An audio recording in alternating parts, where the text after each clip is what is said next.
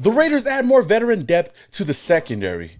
Jackson Powers Johnson kept out of team practice. Laki Tasi continues to impress the team. And could the Raiders be looking to trade quarterback Aidan O'Connell? Yo, what is up, Raider Nation? It's your boy Small Raider back at it again with yet another video. And today we got a lot of things to talk about. But first, if this is the first time you guys come across this channel and you love Raiders content just like this, then don't forget to hit that subscribe button and don't forget to hit that notification icon button. That being said, first things first, let's talk about the newest acquisition that the Raiders have made just yesterday. According to Vinny B, he reported yesterday that the Raiders are signing veteran safety Terrell Edmunds. Now, we know that Edmunds had a workout previously with the Raiders, and let's just say that we all kind of had a feeling that this would happen, knowing that the Raiders definitely needed some depth in the secondary after Lonnie Johnson going down.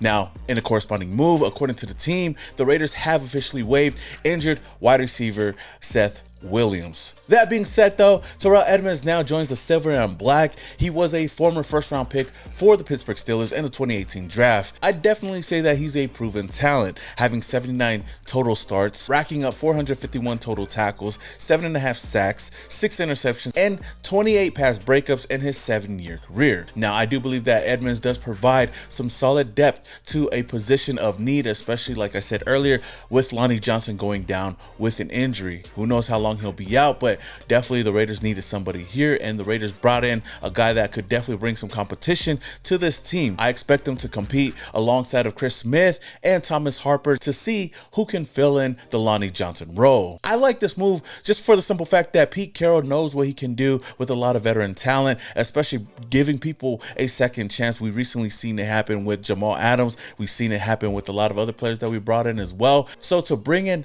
a guy like Terrell Edmunds, who I don't think we're expecting much out of. I don't expect them to go out there and wow us right away, but if anything good comes out of this, then that's a good move for the Raiders. I look at this as more of a low risk, high reward type of signing, and those are always the best type of signings for any team, especially the Raiders. Now, Raider Nation, what do you guys think about this move? Do you think it's a solid one, or it's meh? Do you guys not care about it? Let me know down in the comments below. The Raiders have also made a move today, according to the team, signing wide receiver Marquez Callaway. And a corresponding move, the Raiders have waived wide receiver Kawam Baker. Now, Callaway entered the league as an undrafted free agent for the Saints, played in a total of 47 games, recording 83 catches, 1,069 yards, and 7 touchdowns. Now, he was last seen with the Tampa Bay Buccaneers last season, only playing in 2 games. But before then, he played for multiple teams, including the Broncos, Steelers, and the 49ers. Now, I don't expect a lot out of Marquez Callaway to come over here and do anything in the wide receiver room, but he does add some depth to a receiving room that I feel like is locked in. Now, he does provide at least some potential upside in the receiving game. He has returned punts multiple times in his career, and that's where I see his main role being in special teams. Outside of that, he's just going to be another camp body as far as right now, unless he goes out there and wows everybody and, you know, flies up the depth chart. But we'll just have to wait and see. I believe that this is a low risk depth signing for the Raiders. But what do you guys think, Raider Nation? Let me know your thoughts down in the comments below. Now, I want to move on to another player that was out of practice yesterday, and a lot of people, a lot of fans had questions about it. Jackson Powers Johnson. Now, he's had, I would say, a roller coaster of a offseason so far. Now, I do expect a lot of great things from Jackson Powers Johnson this year. We know that he's not going to be playing center, or at least for right now, he's not starting at center. The Raiders moved him to guard, and I still feel like he could do a great job at that position. Now, according to Pete Carroll yesterday, he confirmed that Jackson Powers Johnson was held out of practice due to being punched in the ribs. What? Now, adding on to that, though, Pete Carroll did let the nation know that, hey, everything's going to be okay. He's good. He was just a little bit sore, and we just wanted to give him the day off, basically. He got hit in the ribs. He got punched in the ribs, and he tried to practice with it, and it's just sore. He's fine. And to add on to that, we got to hear Pete Carroll kind of talk about the game that we had last week at Seattle, you know, kind of going over a couple of things. One of those things was just getting his reaction to Geno Smith basically flipping off the fans. Now, if you guys are living under a rock and don't know what happened, of course, the viral video, viral clips, viral pictures was seen of our quarterback Geno Smith coming out of the tunnel and basically flipping off the Seahawk fans or fan alongside of Max Crosby as they were running out the tunnel. And I know a lot of people were wondering, what was that all about? Now, I guess there was a Seahawks fan. He's a season ticket holder for the Seahawks, been a fan for a long time. I guess he has seats right next to the opposing team's tunnel, and he finds a way to troll every single team, every single game by having a sign that makes fun of the other team. And I guess in this game, he had a sign where it was like, who's the bigger bust, Geno Smith or Jamarcus Russell? And I guess you guys know how Geno Smith felt about this. I don't know if, it was just all jokes and just having fun with it, or Geno Smith, took it seriously. I don't know. But Pete Carroll basically addressed it today after he was asked, and that's what he had to say. Geno Smith was seen at the Seahawks game making an obscene gesture, like at a fan with a sign. Did you see what the sign said? Yeah, I saw it. Yeah. Next question. Man, Pete, you know what? I got a lot of respect for this guy. Like, that was like the perfect answer to say. I know there's going to be a lot of other coaches that say, no comment, we don't want to talk about it. And Pete Carroll kind of did say that, but he kind of addressed the sign as well and was like, I understand where Geno was coming from, and he had every right to do what he did. Let's move on. And that's what you want to see from your head coach. Not only that, there was a picture out there. I don't know if it's real or not, but Pete Carroll even tried to grab this sign when he was coming out of the tunnel too. So I think at the end of the day, it was just all fun and games, and it is what it is. We didn't come away with the win. We didn't come away with the loss, but at the end of the day, we came away with a competitive game, I guess later on in the game, where we came back and almost won the game. At least us fans, we got a dope ass looking picture out of this whole thing. So just seeing Geno Smith flip off the fan, I think was just funny in itself. Now that said, speaking on the game, I know when I was watching it on the live stream, shout out to everybody that joined the live stream, we were all kind of frustrated seeing how bad the offense looked early on, and even going all the way into the second half. It just really had me confused on what kind of vanilla offense this was. And I guess Pete Carroll came out and said that we're basically not going to show you guys everything. The playbook's going to be vanilla, and that, I guess, explains the whole reason why we were running out of shotgun all game. I don't even recall any play that we were just under center, but I could possibly be wrong. But it seems like Pete Carroll definitely wants to keep his cards hidden until week 1. And that's a good thing, because this is all just dress rehearsal. We don't need to see everything. Yes, I would love to see more touchdowns. Yes, I would like to see more explosive plays, but why reveal your cards early on, right? And this goes back to the notion of it's just preseason.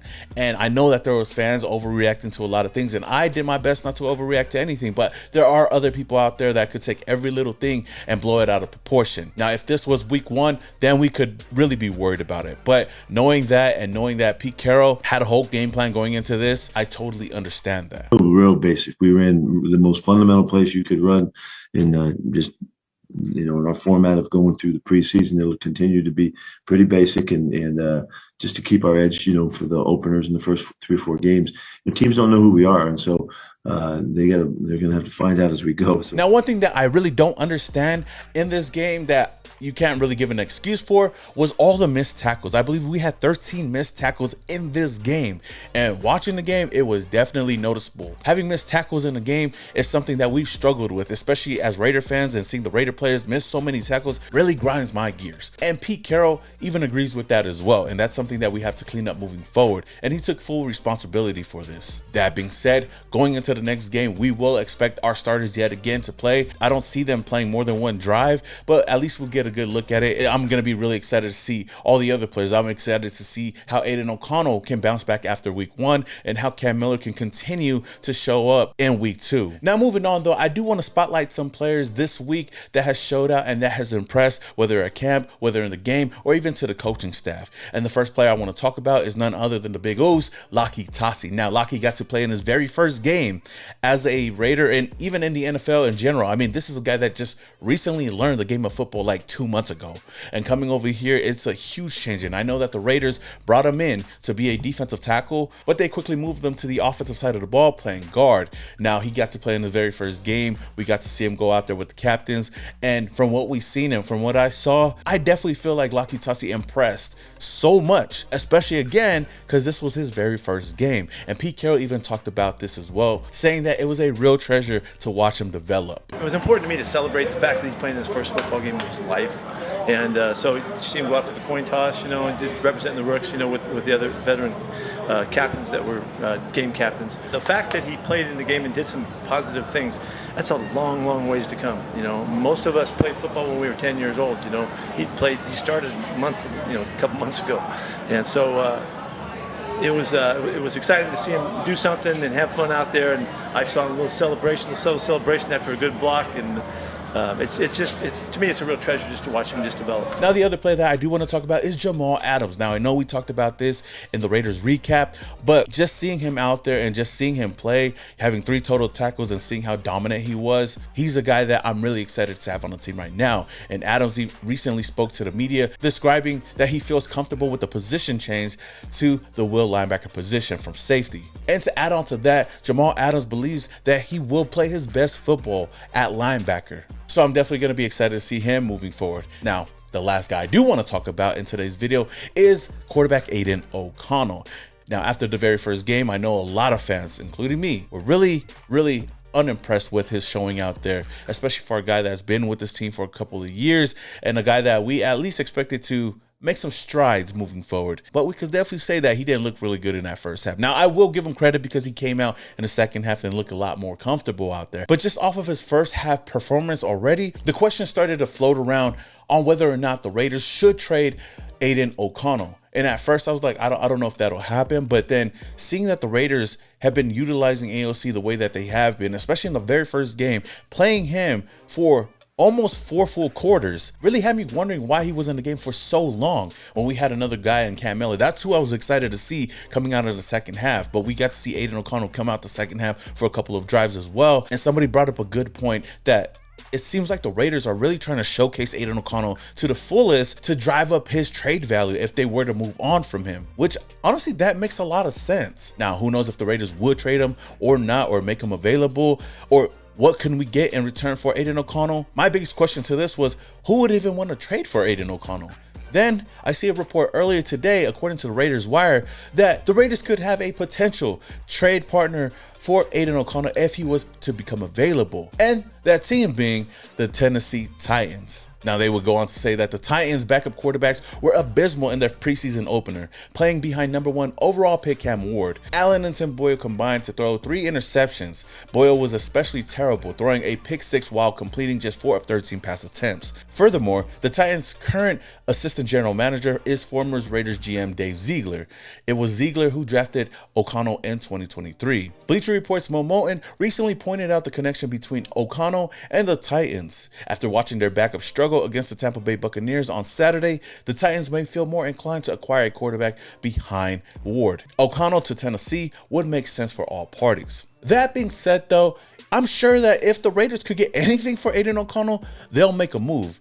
And if the Tennessee Titans are interested, then I can definitely see it happening. Now, Cam Miller really impressed in week 1. And I know it was just one game. And that's all we got to understand. It's just one game. It's not like Cam Miller is going to be the next guy, but if he continues to show out in preseason the way he did in week 1, then I can see Cam Miller taking over that QB2 spot, and the Raiders could move on from Aidan O'Connell. That being said, if I was the Raiders, would I want to trade Aidan O'Connell? Yes, I'd easily trade Aidan O'Connell today. I don't think that he plays any significance to this team, even as a backup. I'd rather feel more comfortable going with Cam Miller or bringing somebody out of the open market to come in and just join the team. But what are your thoughts, Raider Nation?